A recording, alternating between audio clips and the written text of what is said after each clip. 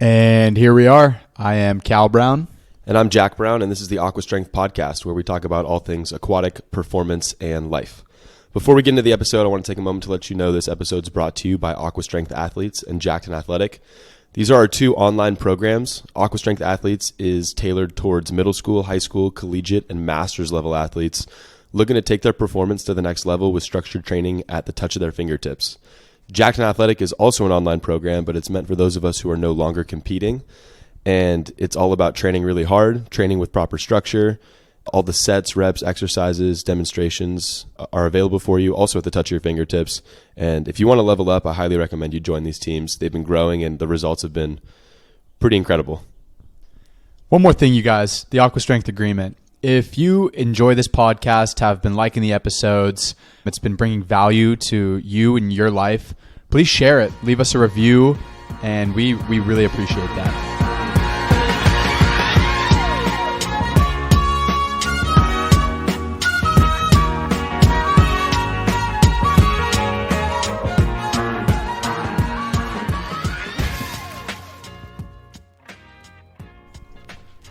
Dude, I kind of want to get straight into it today. I know we usually go back and forth about the weekend, and we both had great weekends, I know. But we have a really cool topic that we want to talk about today. We were just brainstorming about it a little bit, and we were talking about how much our training has evolved over the years, like how I trained I started lifting very, very beginning of high school. I took my first weight training class, and for the first 4 or 5 years of training, I was really just like teaching myself for the most part. The weight training class was great. The teacher was cool and he knew what he was doing, but it was only, a year long. And after that, I was just going to the gym, doing my own thing, trying to figure it out as I went. Learned a lot more in college, and I've obviously done all I can to continue to learn and grow out of college. But it's just come such a long way. I think it's going to be cool to kind of dive into what we used to do, what we do now, and also dive into the fact that like we're not stuck in our ways, and we're going to continue to learn and try other programs and read and listen to all those great coaches around the world, because we're never going to have it perfect, right? Yeah, it's just been like a constant evolution of ideas that, you or I have had, things that we've learned from other coaches, whether it's, videos we watch, conversations we had, your time at SC, my time at Poly. And it's just been like really cool now. Obviously it's probably going to keep changing and evolving, but it's cool now to look back and see how far we've come and to have different opinions and viewpoints now, to the point where sometimes I even think a little bit of the things I used to do are kind of goofy. And, but that's all part of it though, is evolving and learning and always being a student. So I think that's kind of like what we wanted to talk about today, is things that we used to do that we don't do anymore. Yeah, and I think what also keeps this so fresh in our mind is like a lot of the things that we used to do. Oftentimes we were learning them from like YouTube or social media, right? Or, magazines maybe 10 years ago. And they're still like very prevalent on social media nowadays. So the kids that we get to work with, like they'll say these things and I'm like, oh, I remember when I thought that. Or like, oh, I remember when I tried that for a few months. And I learned that there's better ways. And now I've grown to this point, but let me help them. Like, let me, let them know, hey, I did that as well, and here's why I don't think it's the best route. And so now, when I see kids come in, and we'll get to it. Like, my list is right here. I should just dive right in. But it's not just that, we learn from our mistakes. We now see kids who, are exposed to all those things that we saw. And it's like, yeah, but we're 10 years ahead. Like, let me tell you why this might not be ideal for you. Like, it might be great for someone. It might be, you watched a bodybuilding video and you want to try doing this now. It's like, okay, well, if your only goal is to get really big and have, huge muscles and great arms, yeah, you can do that. But you're telling me your goal is to play, water polo at the highest level. Maybe our training needs to look a little bit more like this. You know what I mean? It's like, yeah, in the best way. I was just thinking about what you were saying, and I started thinking about myself a little bit and like experiences that I've had with you. And the best way for someone to learn something is through their own experience. But it's a little bit of a hack if you're surrounded by someone who has been through similar things, because maybe, just maybe, you will be able to hear what they have to say or what they have to share with you, and you will take a little bit of it into account, especially if it's someone you really trust. Like, obviously, I wasn't able to listen and grasp to everything that you said to me, but there were things that you were like, hey, I've done this, dude. I've been through this. I'm telling you what you're doing right now probably isn't the best way. Maybe try this. And I'd be like, okay. And I did it, and it worked. So it's like, if we can help, the kids in the gym or whoever we work with, whether it's water polo, swim, whatever, to expedite their process a little bit and maybe help them bypass some of the struggles, or, figuring it out on their own, and just be like, hey, actually kind of nudge them down this path, as opposed to one that we already know might not work out. Yeah, that's the beauty of coaching and having mentors. And I'm learning that more and more every single year. It's like, even now, like, growing the business and having a business, I really love the opportunities that I have to talk to other business owners or people who have done their own thing for 10, 15, 20 years. And I mean, I'm so fortunate to be surrounded by so many parents and adults in my life who run their own operation, like they run their own business, and I pick their brain, and like, I'm feeling more and more comfortable asking questions and having these conversations.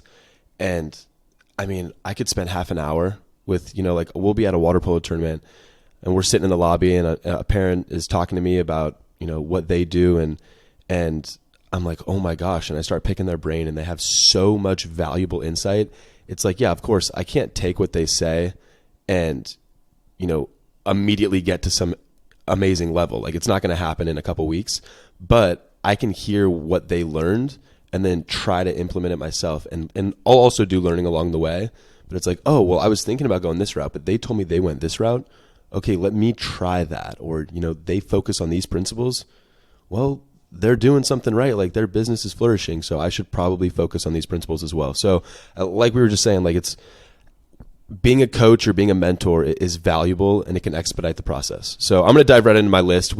Cal and I both kind of made small lists of things that we learned. The first one on mine, I just wrote the idea of no pain and no gain, and that I needed to be exhausted. Like, I needed to drain my tank every single workout in order for it to be beneficial. That's what I thought in high school and in college. And we hear that saying all the time. I mean, I still hear coaches, parents, and athletes say no pain, no gain. Embrace the grind. Yeah, embrace the grind, things like that. And I fully disagree with it, because I think it sends the wrong message. Now, I'm not saying you don't have to work hard. You absolutely have to work hard. You have to work hard. You have to work smart. You have to plan. And you also have to be honest with yourself and listen to your body, listen to your mind. And hopefully, if you have the opportunity to work with a coach, to listen to the coach, but also work with the coach, not just take orders. So in high school, I would basically go to the gym. We have a gym in our area. We've had a family membership forever.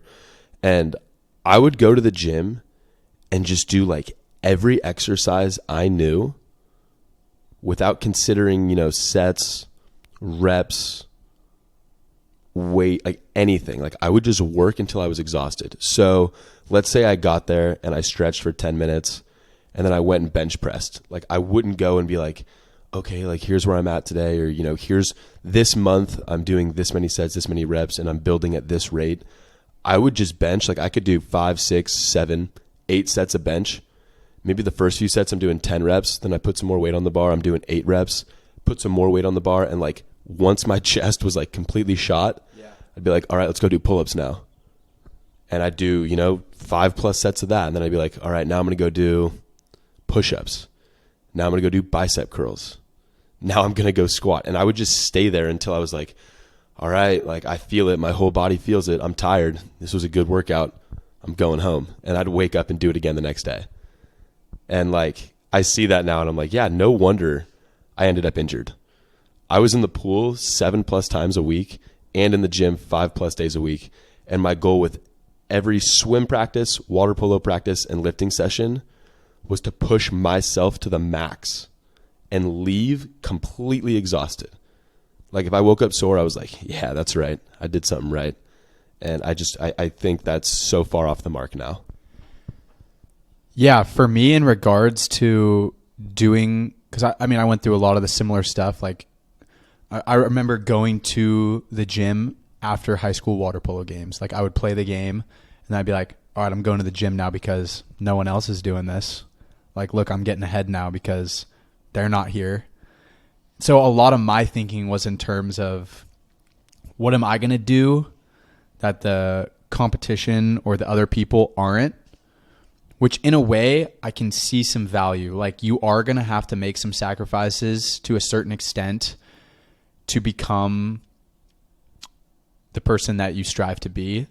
But I think how we view those sacrifices and what we perceive them to be is a little bit off. Kind of like you were just saying, like, it's not always necessarily like the hours or how hard you're doing things. What about like how perfect, or what about the quality of what you're doing? I think other things like that need to be taken into consideration, because, you know, like it's pretty much anyone can show up and do 4 or 5 hours of something a day and get tired. You know, like we've talked about that, but can you show up for 1 hour or 2 hours and do everything perfect with full intent and high focus and quality reps, sets, stroke, passing, whatever it is that you're working on? Like, can you do that? Because I feel like that's where I've really found the most progress has been made, right? I mean, like we talk about this all the time. I swim way less than I ever did before now, and I'm going as fast, if not faster. And it's like, yeah, it's just sometimes you really have to focus on those details as opposed to like mass amounts of things, if that makes sense.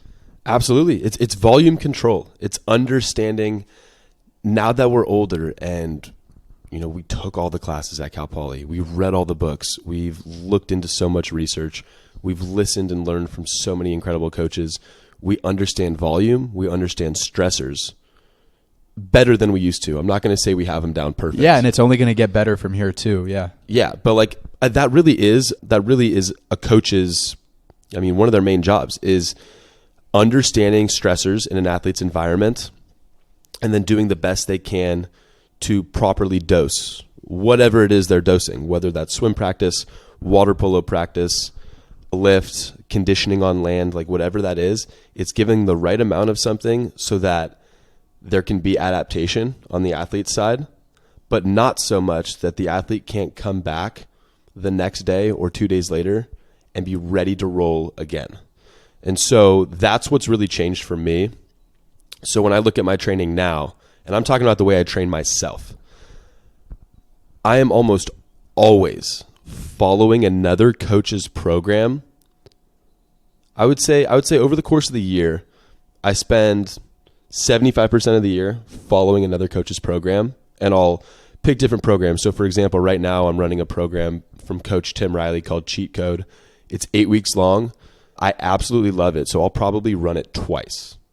Also, quick shout out to Tim. Guy is an absolute savage. If you're into training and sports performance and things like that, check him out on Instagram at Tim Riley Training, because he is actually just like book of knowledge, and he has amazing posts every day, and I learn a ton from him, and I've never even met him. So I don't know if he'll hear this, but yeah, shout out to Tim, because guy's a stud. Yeah, awesome coach. And like I said, so I love following programs from other coaches. I think it's an amazing way to learn, right? Shout out Cal Poly, learn by doing. I could read a million textbooks, but when I got his program and I started doing it, I'm like, okay, this is why I liked this week. All right, how did he progress the second week? Oh, okay, I like the way this felt great. And the other 25% of the year, I will be working through my own programming, right? It's like giving me the opportunity to see like, okay, how do I want to implement this with athletes? How do I want to implement this? How does this make me feel? Maybe I'm piecing in things from different programs that I've done based off of new ideas that I have. And it's kind of like that 25% is like, it's the in-between time. So when I finish, let's say I run 2 cycles of Tim's program, that's 16 weeks long. It ends up being 4 months.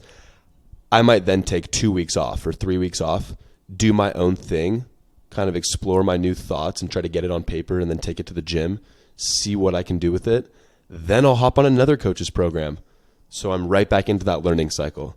Okay, what do they do? Why do they implement this? What's their description? How do they have it set up? How does it progress week to week, month to month? And, so when I look at that program right now, it is absolutely not show up, crush yourself every day, come back the next day. It's a 4-day program. It is split up based on movement pattern, not on muscle group. So you have your squat focus day, your hinge focus day, your upper body pushing day, and your upper body pulling day, which is awesome. There are a million ways you can break it. That's one phenomenal way. So it's 4 training sessions per week. I feel great every single session, and it's all laid out in front of me. It's this many sets, this many reps, work at this level. Like, it tells you that. And so I know when I finish, it even has you track, like, hey, how did this feel on a scale of 1 to 10? How do you feel right now? And the goal is never to be at a 9 or a 10, because that would be like, I'm fully wiped out. I can't go do the rest of my day. And I want all my training, like, I want to be able to leave the gym, drive over to the pool, and have a great swim practice, or drive to work and train 4 or 5 groups to the best of my ability with energy, moving around. Like, I'm not sore and trying to like limp through the gym while I'm coaching kids. Like, that's so counterproductive. You know what I mean? Yeah. What you do today shouldn't ruin tomorrow. I think that, like you just said, that kind of goes for everything, not just exercise. Like, you have all these things you want to fit in during the day, whether it's, a master's swim, your strength training session, and then you have like your job, the 4 or 5 groups that you're coaching every day. You have to be your best Jack for all of those. And, those are the things that you're doing. So if a person can hear this and think about the things that they're doing, whether you're an adult and you have kids that you're driving to practices, or, you're up early in the morning to make their lunches for school, or you're, have a full-time job that you're working 9 to 5, and, you have to figure out, like, what is best for you? What are you going to enjoy the most? What are you going to be able to give the most effort to? And what is going to fit into your schedule the best? Because, I know there are people who, and it's an okay quality to have, to grind it out. Be like, hey, look, I finished work. I don't feel great, but like, I'm going to go get this workout in. Like, that's awesome. That's freaking awesome. But some days you just might be so wrecked that you just can't even really get in that great of a workout. Like, maybe you go and do it and you go through the movements, but you kind of know, like, hey, that wasn't as high of quality as I would have liked it to be. So it's like, okay, well, what if you're kind of just, to a sense, going day by day? Like, today you're not at 95% or 100%. You're feeling 70. Well, put in 100% of that 70%, like, I just, that's kind of how I've started to think. Yeah, I like that a lot. And I actually had an experience like that last week. I knew I wanted to go to the gym. I was like, I'm going to be out of town for several days. I need to get this lift in today if I want to have, this many sessions this week. And right after the warm up, I started the first exercise. It was squatting, back squatting. And I knew, like, the program called for, 3 working sets of 5 reps at 2 reps in reserve. And I'm not going to dive too deep into that, because that kind of sounds like a lot for anyone listening who doesn't have training experience. But basically it means you do a bunch of warm-up sets of 5 up until you get to the point where it feels like you're using a weight where you could only do 2 more reps. And that's when you finish. So I build up, I do a few sets building up. I do my first set of 5 where I'm like, oh, okay, I probably only could have done 7. So I rack the bar. That's supposed to be my first set. The program called for 2 more sets. And I knew right there, I was like, I don't have that in me today. Like, I could do this. I could push through this, but it is going to ruin the rest of my day. I'm going to hurt really bad tomorrow, and I'm not going to be on my A game at work, right? Like, I'm going to dig myself into a hole, and it's going to be like, was it just for the lift? Like, that's not, it doesn't make sense. So I cut an entire set. I pulled back on my weight a little bit, and I did that the entire lift. Back squat was the first exercise. I went into hip thrusts after that, pulled back a little bit on those. I had to do reverse lunges from a step after that, pulled back on those. And it's really hard to pull back at first. Like, to use less weight, like significantly less weight than you did use last week or that you could be using, it's a shot to the ego. But then I went to work and had a great day. And then the next morning I woke up and I wasn't sore. Like I wasn't like limping around. I went about my day, had an amazing weekend. And I know it's because I was able to gauge that workload. And it's taken me a really long time to get here, but I see this with a lot of athletes. They'll come in and we really try to like rework the way that they think about training, because I would say for 80 to 90% of the athletes that come into the gym, in their first couple months with us, they'll make a comment along the lines of, at the end of a training session, I say, hey, how you feeling? How was it today? You know, where are we at? And in the first couple months, oftentimes they'll say, I don't think I worked hard enough today. I feel fine. Like I'm not hurting. Yeah, or it was pretty easy. I think I could have done a little more. Something like that. Yeah. And that line right there, oh, I could have done more. It's my favorite. I tell them, I look at them, I'm like, good. That's exactly what we want. I hope you could do more. Now, how about you go home, finish up your homework, and have yourself an amazing swim practice tomorrow? Right? Like it's saving that little bit. I want, and this is kind of what I've learned, I want every training session to feel like a 7 out of 10 basically, or a 6 out of 10. Now that doesn't mean you're always going light. It doesn't mean you're always doing the smallest amount of work. But it does mean that when you leave, most of the time, I want you feeling better than when you showed up. And yeah, maybe you're a tiny bit sore the next day. You know, like there's that little bit, like you felt it. But you can go about your day without interruptions. You can go to practice and have amazing sets. You can play a game and have an awesome game. And you're not limited by the work you did. Right? Like it's not about chasing the pain. It's about just stacking great sessions upon great sessions. Because when you get to the point where you're having, you know, amazing training all the time, and you're not just overdoing it all the time, the progress comes so quickly. Like you start elevating every aspect of your game, of your training, of your life, of your recovery. Like when you're always saving that little bit in the tank, it's profound, but you have to feel it and know it. You have to know what both sides feel like. Like you almost do have to spend some time working too hard and crushing yourself too hard. Because then when you pull back and you start feeling like, oh, I didn't do enough. It only takes like a week or two to be like, but wow, my numbers are going up. I feel great. I'm moving better. I'm not achy. I had a good swim practice today. Like you see it all and you're like, oh shoot, maybe I have been just like pushing myself too hard.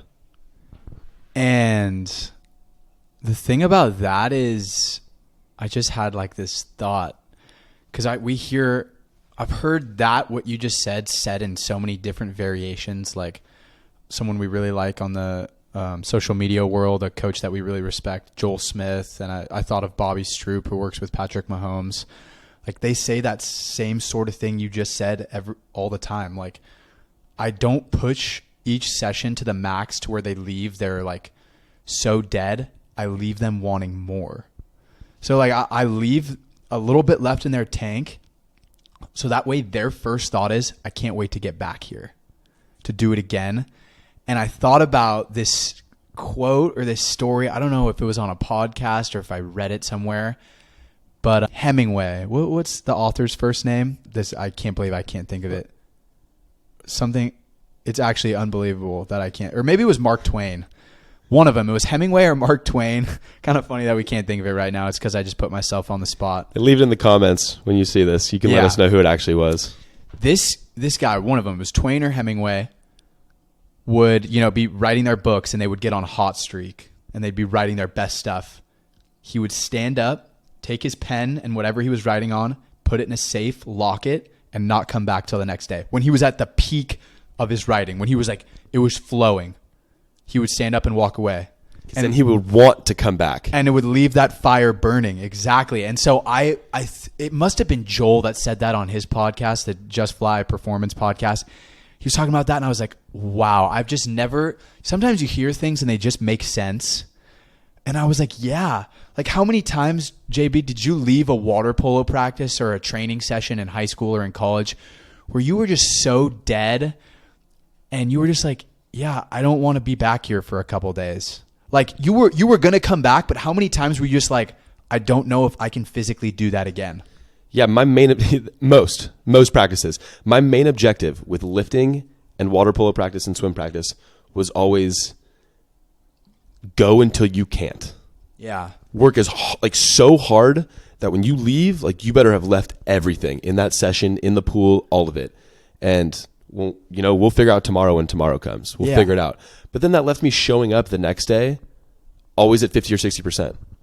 Like I was never able to show up as 100% Jack because I'd hop in and crush myself again. And then you're just trying to play catch up. Yeah, and something that I've gotten so much better at is creating that sense of scarcity. Like in my own training, like leaving myself wanting more. I was so bad at it and so far on the opposite end of the spectrum, like crush myself. I'm never going to miss a practice, that it's so easy for me now to stop early or to take a day off because I know what the other one leads to. And like, yeah, we're at Masters. This just came to mind. We were at Masters practice last week or the week before, and we were walking out with a buddy of ours who also swims, and he's like, "Yo, Cal, see you tomorrow." I was like, no, I don't do back-to-back days. And he was kind of like, "What?" And I was like, "Yeah, just like kind of what I do now. I go Monday, Wednesday, Friday. I'll do 3 days a week. I make sure to take a day break in between, and that is a little bit unconventional or out of the norm, but it's really been working for me because guess what? On Tuesday, I miss the hell out of it. I think about it almost all day. And it's hilarious because I'm like, yeah, I can't wait to get back tomorrow. I know exactly what I'm going to do, and I know I'm going to feel great. So I have 3 days where I feel 100% as opposed to 6 or 7 where I feel 50 or even 40. Like I touch the water and I'm like, yeah, it's game time. It's over, you know? Yeah, and who knows? Like maybe someday you will get back to going 4 or 5 days a week in the pool. Like that very well might happen. But like you were just saying, how you're excited to show up and get in the pool now, that was not the case for you for a long time. I mean, that is why you took years off of swimming. Like it got to the point where it was a job, it was work for you, and you weren't super excited about showing up. You did it because like Cal was a swimmer. That's what Cal does. Like you do, like it was just so tied to your identity. You didn't know anything else. You didn't realize there was another way. And you also didn't have the freedom back then to choose all of that stuff. Like it wasn't really up to you. But now that you do, it's like, yeah, I can explore with other things. I can show up feeling great, and I can finish a session without feeling like I absolutely destroyed myself. And when you do that, like you have to do it to understand. But like, wow, it's so great when you always leave that little bit, leave the fire burning. That's my first one. Exactly. Yeah. So the first one I wrote down on my list is pretty basic, but it's something that I've come a long ways from and learned a lot about. It's just, I just wrote body part splits. So I was talking more about, strength training and performance-based training when I wrote this down is kind of what I had on my mind. And I know we touched on this a tad bit already about, what you used to do when you would go to the gym in high school or in college. And I had a lot of similar experiences. I mean, yeah, one day I would go to the gym. If I was training 4 or 5 days a week in the gym in high school, one day I would go and I would bench press and hit arms. And then the next day I would do a little bit of legs and then some abs. And then day after that, I would do back and arms again. And then the 5th day or 4th day, whatever it is, I would kind of just go and do whatever. Like I really didn't have a good grasp on, what I should be doing how I should be splitting things up. I really hadn't even considered jumping, bounding, sprinting, and athletic features like that yet. I was really just in the weight room to lift weights and try and make myself stronger and look better. Well, yeah, I was going to say, so get stronger, look better. What were like your other thoughts? Like, did you think like, I want to get as big as I can? Like, was that something? I like that you just asked that question because I really just had like a natural thought come into my mind. I was in the gym doing an exercise, picturing swimming in my head. I would do whatever lift it was. I would do an upper body lift and I'd be like, yeah, this is how I'm going to do my freestyle. Like literally, I would actually it sounds laughable, but I was like trying to make my exercises look like what my swimming looked like in the pool and vice versa. Because I was like, oh, if I can make it look like my swim, or if I can, pretend I'm pulling weight like I do with a freestyle stroke, like it'll make my freestyle faster. Like that's genuinely what I thought in my head. You didn't know any better. Like you didn't. Yeah, I mean, that's it. we still see things like that. Yeah, Like- we still do all the time, and I think I've just gotten from learning from who I believe is the best in the industry, from seeing the people who are the most successful at the things that I want to be successful at. I'm able to pick and choose and pull ideas that I like and use the things that have worked for me to then develop to what I do now and to what I believe and has worked best for the results that I want to see. So it's like, yeah, I no longer do that because that was an old version of Cal where things weren't working. So I've learned from that. And yeah, when I'm in the gym now, I mean, I lift 3 days a week. Sometimes I'll do a fourth, but it's 3 every week. I do a full body session, and geez, 55% of it is actually lifting weight, but the other portion of it is doing things to make me a better athlete. I'm jumping, I'm sprinting, I'm bounding, I'm doing movement things, base training, I'm doing mobility, I'm making sure that, you know, the limiting factors of my sport, like my hips and my shoulders, are healthy. And it just looks like not even the same thing. Like if you were to have a 30-minute clip of what I used to do my sophomore, junior year of high school compared to what I do now, like, oh my God, it would be it would be unrecognizable. I'm just thinking about some of the things I used to do. It's actually unbelievable. Yeah. I think I used to go to the gym 5, maybe 6 days a week with a very like traditional like bodybuilder split, like, you know, chest tries one day, back bis another day, a shoulder day, a leg day. And it was just very specific like that. And you know, on a chest day, I could do bench press, I could do cable flies, I could do push-ups, I could do dips. Like I would do all the chest exercises. And, you know, there's bodybuilding, there's powerlifting, there's CrossFit, there's training like an athlete. There's all these different ways to train. You just need to make sure, I think, that the way you're training is lined up with your goals and what you hope to get from the training.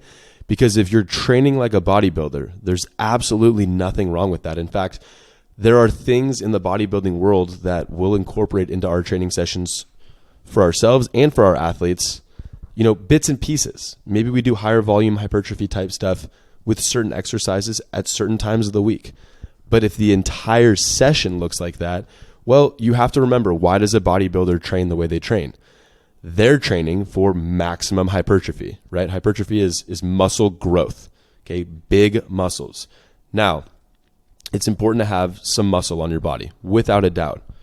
And when you're lifting, you're going to develop muscle, right? And we, in the performance world, I kind of look at it as like an armor building standpoint. Like having muscle on your body is going to be great in terms of resilience. You know, yes, you're going to get stronger. You need some, especially in more contact-based sports. Like I think in water polo, it's important to have some muscle on your body to protect yourself and your joints.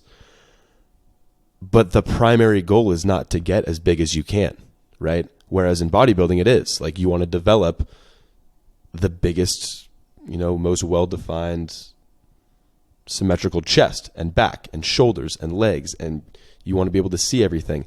That's not what we're chasing, right? So when we train 3 times a week and we do full body, there could be one exercise that is either a vertical or a horizontal pushing exercise where the focus is the movement.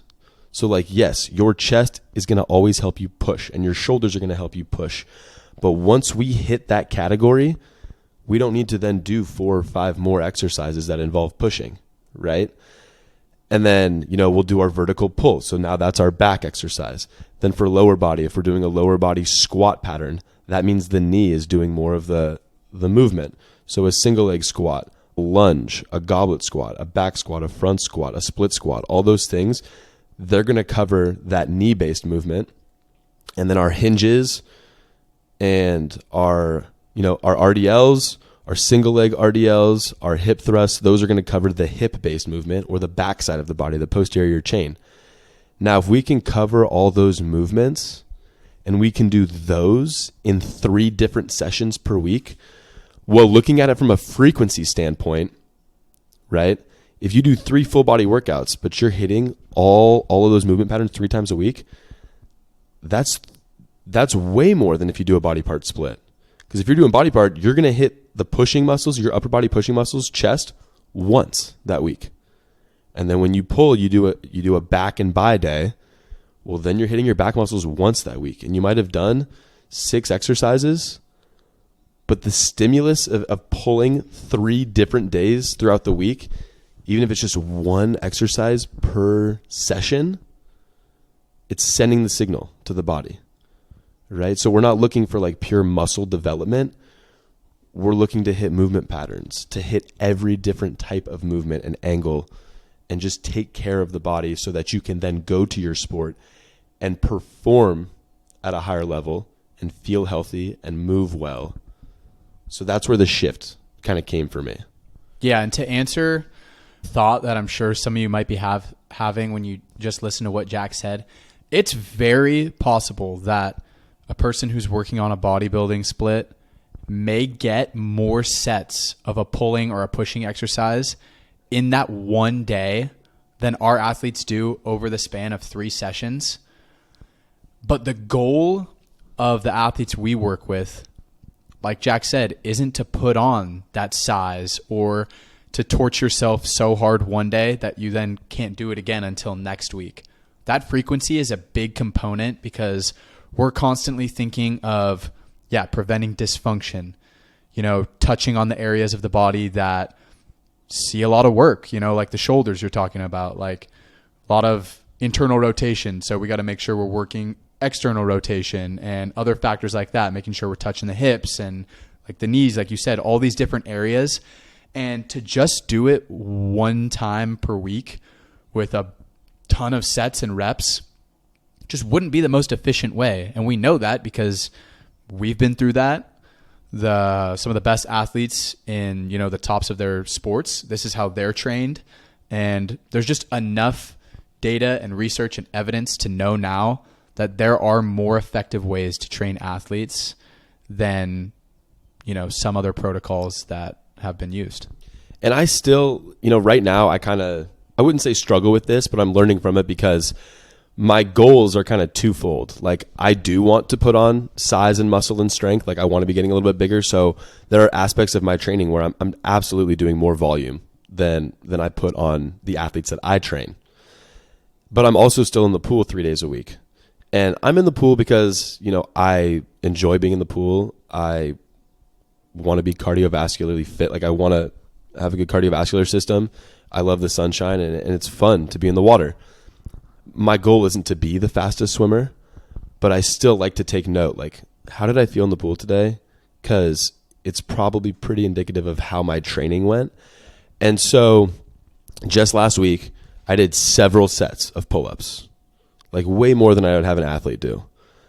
And then the following day at swim practice, I kind of went into it knowing it was going to be tough, and it was.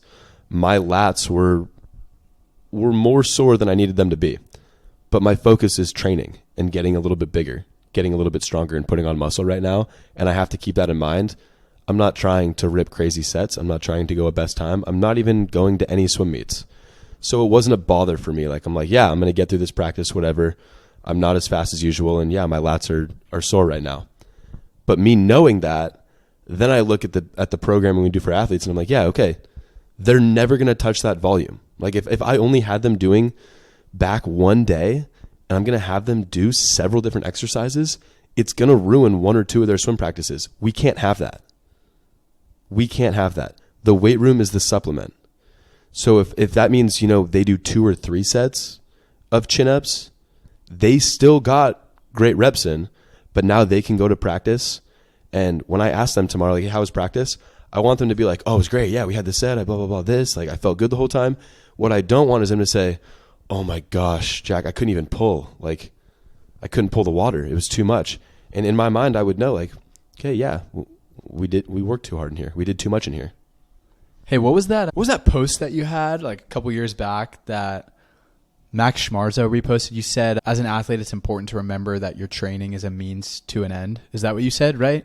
Yeah, something along those lines. Like the training, you don't train to be good at training if you're an athlete. Yeah. You're training for your sport most of the time, or at least, you got to be honest enough with yourself to say, hey, am I training to get big, strong, and muscular, or am I using this training for the sport? Yeah.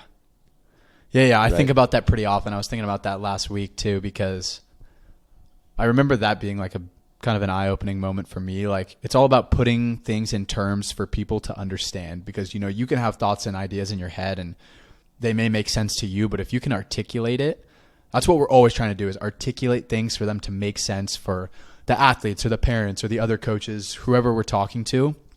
And that was a big one for me. Like, yeah, you're not in the weight room or the gym. Don't get caught up in maxing your bench, you know, like things like that. That was a simple explanation or example, but like, yeah, like I used to think about those things like, oh, how much am I squatting? Or I didn't hit this weight. And that's what a lot of kids that we're with now think about too. But you have to remember, like, you're not training to be the best squatter. Like, all this stuff in here, we're trying to keep you healthy, make you a better athlete, reach for some of that low-hanging fruit, you know, all that stuff so that you can become a better swimmer or a water polo player or a basketball player or a baseball player, whatever it is that you do. And you just have to keep that in mind. And I always just really liked that post that you did. And I remember that was pretty cool when Max reposted that, because, I mean, he's a big deal. And it was just like kind of a cool moment. I remember like along the journey of, yeah. Yeah, that was awesome. And, you know, kind of branching off of that, like we still have, I mainly see this from high school boys, or I guess I would just say boys in general, not as much from the female athletes that we work with, but they'll point out certain body parts and be like, hey, like what can I be hitting to like my upper chest right here? Like, I really want that to develop. Or like, hey, Jack, like I think like my quads aren't as strong as my hamstrings. Like I want this muscle right here to kind of pop.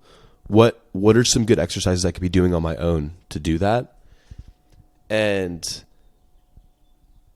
I have different responses to this. I've responded several different ways. Now I kind of like to make them think a little bit, and I'll ask them, oh, well, like, why is that the goal? Is that going to make you a better water polo player? Is that why you're doing it?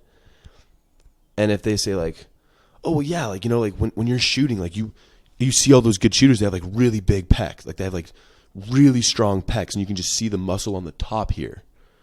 And I'm like, yeah, okay, I think we're taking this a little out of context. You know, if you saw this guy and he's a great shooter, that's awesome. He's a great shooter. I promise you it's not because he's doing a specific upper pec exercise. That's not how this goes. And it's hard to explain that in a way where they're like, oh, okay, like, well, you know, what should we do? But I'm getting better at my responses, because the whole point is like, yeah, okay, if you want to be a good shooter, you're going to have to do a lot of shooting in practice. And if you want to do a lot of shooting in practice, you need healthy shoulders. So here's how we build into that. We make sure you're passing and doing legs in the water plenty. You're building up your shot volume. Like, you can't just go shoot one day for 2 hours and then take a few days off and expect that like that was like, you need to dose it properly.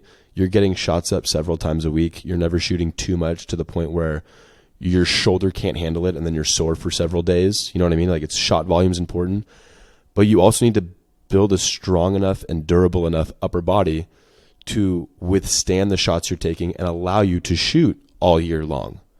Because if all you ever do is take shots at practice and you're not training, well, your shoulders, like, there's going to be some overuse stuff going on at some point. You're going to upset your rotator cuff. You may end up with some sort of labrum strain or issue. And if we can give you, you know, the training you need to keep your shoulders healthy all year, we can make sure you're pushing the right amount, pulling the right amount, touching on both internal and external rotation. We can see how your scaps move along your rib cage, right? We can find the areas where maybe there's a little bit of dysfunction and hopefully correct it a bit. And we're looking at it from a movement perspective. Can you actually reach your arm all the way above your head? Can you bring it all the way out to the side? How far back can you extend? What does your T-spine rotation and extension look like? If we can, you know, always be kind of keeping those things in mind, well, then you're healthy enough all year to go to practice and get shots up. Then your shot gets better. And then you just got to stack years upon years of good training, good shooting, and it's always a blend. But you can't. I mean, I'm still not patient. I wasn't patient in high school. So it's like... Yeah. It's leaving the breadcrumbs for them. It's not, when they ask a question like that, I don't have that exact answer that they're looking for. If I did, or if someone did, this whole thing would be a lot easier, as everyone knows. So True. It's like you got to figure out what they're looking to get out of it by leaving breadcrumb questions and like guiding them down that path. Don't just make up some answer and give it to them, allow them to think a little bit further, which is something that I've learned because I heard people that I really admired do it. I learned the most when that was done to me. You're really good about that. So that's what I try and do. What was... Yeah, I say let's cover one more. Yeah. Something that I learned. I had heard from other athletes or, coaches that really didn't have any sort of strength training experience that when I was in high school, like, before a big game or before a big swim meet or competition or whatever, like, stop training 2 weeks before. Stop your lifting 2 weeks before. Like, you need your body to be fresh for that game or that meet. And now I know that that's not how that works. And guess what? The second you're not actively training something, you are detraining it. So when there's no longer that strength stimulus, your strength will go away. When there's no longer a power stimulus, your power starts to fade off. So if the thought behind it back then was you need to eliminate the strength training in order to feel rested and recovered for competition, let me explain how I think about it now. Instead of removing it, we just control it. De-emphasize. All you have to do is adjust the variables, which is our entire job. Like, that is one of the biggest aspects of being a strength coach is controlling the amount of work the athletes are doing when they're with you. So what does that look like? Well, let's say we're building into a big swim meet. I'm well aware of their meet schedule, the meets that they want to swim fast at, and they have a huge meet coming up in 2 weeks. What will I do in the weight room? Volume comes down. Volume comes down. Yeah, we're not doing as many sets. We're definitely not doing as many reps. Are we still lifting heavy? Yeah, we're going to touch weight. You need to touch. Lifting heavy is not what makes you sore. The amount of total work you're doing, the volume, the number of reps, high rep sets and doing several sets, that is where muscle fatigue comes from, not the amount of weight. So let me pause you for a sec because I have a quick question that may help paint a better picture. For example, right now, let's say we're in the middle of high school season swimming for a lot of these kids, right? Swimming started in January, it's March, and their big meet is either end of April or beginning of May. I know what our sets and reps look like right now with a lot of those kids. Whether, for example, we're doing a landmine press and it's a 3x6 right now. What might that look like, if they have their meet at the beginning of May? What are those reps going to look like that week before? Yeah, I mean, well, just to touch on like your example right there for a second, I will say a lot of our exercises with these athletes in season, we don't even have reps that are up to 6. Like, we keep things, 2 to 5 is a pretty solid rep range for a lot of the big compound movements. Yeah. We don't need to go much above that. I was just throwing out numbers. Yeah. No, I think it's important. Like, that's a good example. Like, that's one thing right there. We're not going in doing a bunch of reps. Yeah. So what that would look like, we get closer to the meet. We're 2 weeks out from the meet, and maybe we're doing 3 or 4 sets of the big, primary exercises. 1, 2, maybe 3 reps. And we're definitely not doing any slow eccentrics. Okay. And eccentric is the lengthening of the muscles. So for example, when you're squatting, on the way down, that's the eccentric portion of the movement. On the way back up, that's the concentric portion. Deadlifting, same thing. On the way up, that's concentric. On the way down, it's eccentric. So let's use deadlifts as an example. We're 2 weeks out from the meet. I still absolutely have trap bar deadlifts in the program. We're going 4 sets of 2 reps, concentric only. So they step into that trap bar. They stand up with the weight fast. Like, I want to see them moving that weight. At the very top, they don't even come back down. They drop the bar. Okay, they do 2 reps like that. Then we step out of the trap bar, and I have it paired with something pretty similar that's more of a power-based movement. So we're doing some contrast training. They go and they do 2 box jumps. Okay, now 4 sets of 2 deadlifts at a pretty solid weight is going to give them enough of a strength stimulus that their body knows, like they're staying strong. They're not losing their strength. It is nowhere near enough to fatigue them and throw off their swimming whatsoever. Yeah. 8 reps total for the entire exercise. And that's probably a very well-trained, like more elite level athlete in our gym. They could come in and, I mean, we could be doing 3 sets of some things, 2 sets of some things. Maybe we're doing 2 sets of 5 push-ups paired with some sort of like bent over med ball, like press through the ground, right? Enough to give them, again, that little bit of strength, that little bit of power, so that it's not leaving their system. Because if your body doesn't feel it, it's going to go away. And come meet time, I had a good experience with this, I would say 2 or 3 years ago.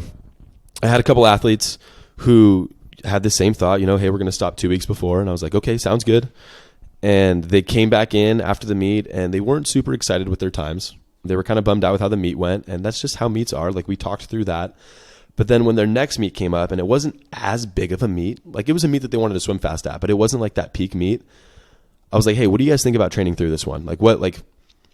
Let's now's the time to find out. When you get to college, you're going to have to you want to be able to gauge on your own in college what you need and when you need it. Even though you have coaches around you to help, you need the experience. And they're like, yeah, we trust you, JB. Like, let's do it. And I adjusted the volume accordingly, pulled back.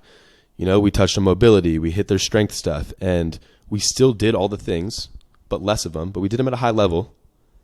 And then they had their meet, and they swam incredible. And, of course, there's several factors at play here. I'm not going to say that it was just the training that, was the reason they swam well. But they came back into the gym the next week, and they're like, JB, we're never pulling training out again. Like, I love how I felt. I didn't feel weak at the meet. I didn't feel any less powerful. Like that was a big thing for them. They kept saying when they had pulled the training out, they got to meet day and they didn't feel strong. They didn't feel great. And I was like, yeah, well, you guys have been training so long now. Like, your body is going to know if you take 2 weeks off, you are no longer going to be as strong as you were or as powerful as you were. And they were sold after that. I mean, they were juniors in high school at the time. And I remember, like, from that point on, even their peak meets, they never left the gym. They were always in there all the way up to the meets. They could have trained 2 days before a meet. And I know that sounds absurd to some people. It sounds outlandish, and coaches are going to battle me on this. But if you're handling it properly and you dose it, according to what that athlete's capable of and what they need, they're going to show up to that meet or that game, that competition, that tournament, ready to go. They're going to feel great. And so that's something that, it's a constant battle. I would say almost all of our athletes, when they first start training with us, think that's how it should go, and other people are telling them that's how it should go. And, I will tell you, one of the first times I really was exposed to training all the way up through a competition was my time interning down at USC. We had the swim team come in and train one day before they hopped on the plane to their biggest meet of that year. And I remember being like, yeah, this seems so right. Like, this seems like the right thing. I saw what they did, how power-based it was, and they got med balls out, and they're doing, jumps, and they're hitting some strength, but really not a lot. We finished the session with soft tissue work. They're on lacrosse balls and foam rollers. They're stretching out. They're feeling good. Like, they're feeling great, and they left all fired up, and they had a really good meet. And I remember picking, the coach's brain on this and saying, like, hey, how are you able to get them in here? And they're like, yeah, the swim coaches aren't always super excited about it. In fact, it's been kind of a battle going back and forth, but the kids understand the benefit, and they really want to be in here, and they want to be doing this before meets because they've found success with it. And it's just like, yeah, it's scary at first, but once you show them how great it can be, and once they're hooked, you're like, all right, let's roll. Exactly. I agree with everything you just said. I just love, it's so important to understand that all the coaches in the athlete's life, most of the time, have their best interest at heart. So for a swim coach, I totally understand, because I do coach swim sometimes, and it's easy to be on the outside looking in and be a little bit skeptical. Like, that is totally normal. You should be skeptical. You should ask questions. Otherwise, we're not enhancing. We're not making improvements, you know? Like, improvement comes from questioning things and trying new methods and learning. And so it is a constant battle, if you want to call it that. But guess what? Like, we learn from each other as coaches. Like, the swim coach should learn from the strength coach, and the strength coach has plenty to learn from the swim coach, right? And I just think it's so important to just have trust as a whole. You know what I mean? Because they oftentimes are looking from the outside and having those thoughts of, the things that they may have been or may have experienced. But we've gone so far down this path. Like, this is what we do. We are strength coaches. We work with aquatic athletes. We've been driving down this path for a long time, and we've come to conclusions. We've found answers. You have several years of data now from actually doing this. And so, you have those answers, and it's hard for them not to want to give their input or tell you things, which you'll always listen to and take into account. But we're not always trying to tell them exactly what they should be doing in the pool. You have to a certain extent, trust each other and know that, yes, there is benefit from each of them. And to let the strength coach be the strength coach, and to let the sport coach be the sport coach, and to always be in communication and bounce ideas off of each other and all that. But yeah, I'm sorry. I feel like maybe that got a little bit confusing, but we see it all the time. And I just think it's so important, and it's something that I got to witness at Cal Poly a lot, was the communication and the meetings that the head strength coach would have with the sport coaches that they worked with. And it was just really cool to see at a high level the understanding and the respect that they had for each other and their position and what their job was, and that ultimately the goal was to bring out the best in that team or that athlete or whatever it was. Yeah, communication's huge. It's something we're always working on. I know I'm always working on. I would love to get to a point where every single athlete that we work with, we have a super close professional and, trusting relationship with their coaches. I know that'll never be the case, and that's fine. There's coaches who love outsourcing and who love working with others, especially others who have experience that they don't have in different fields. There's also plenty of coaches who want to control every single aspect of everything.